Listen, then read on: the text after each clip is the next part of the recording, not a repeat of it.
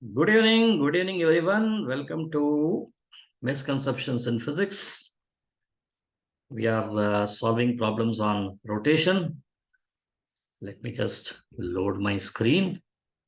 So there were some more problems which were left behind. I thought maybe I can go on to the next chapter.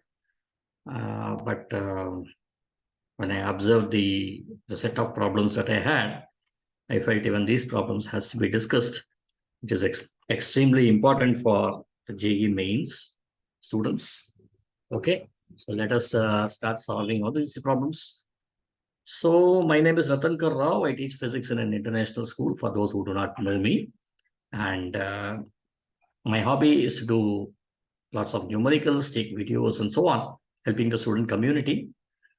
Okay, so now let us, if you want to view all my other videos, which I have done, I have crossed more than 200 videos.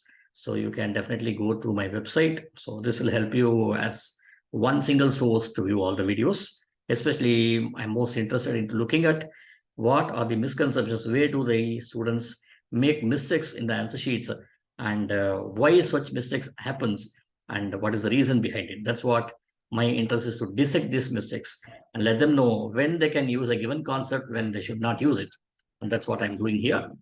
Okay, now let us begin. There's some sound outside. Okay, fine. Anyway, now the question here appears to be very simple, and people have been doing this. This question is about finding speed of the center of mass of an object during an impulse. This is the 21st question.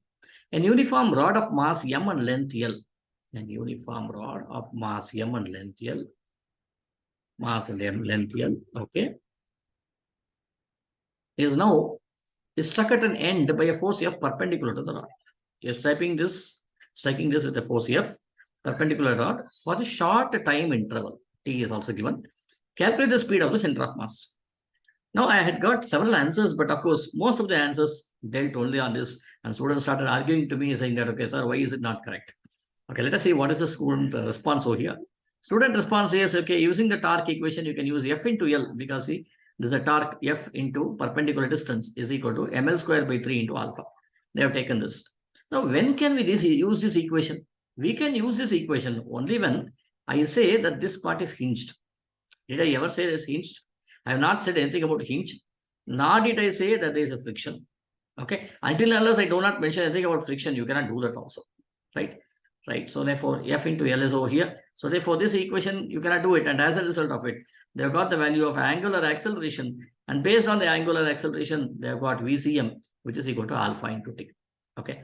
So thus, they substitute these values, and finally, they get an expression for VCM. So when can we use this equation? We can use this equation only when you have an object, or you are giving a force, and this force, now what does it do? This object has been hinged over here.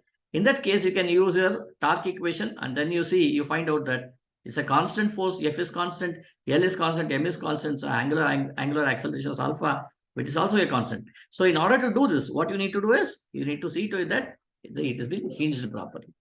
Okay, and then maybe you can proceed with this method, but still, okay, you need to find out what is the speed of it. So therefore, this method is incorrect. This method cannot be used over here.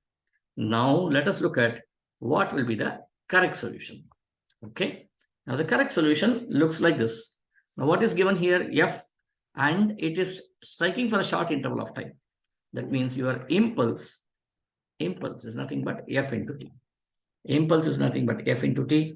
And when your impulse is F into T, we know that impulse is equal to V minus U, right? Now initial velocity is 0, so your final velocity is V.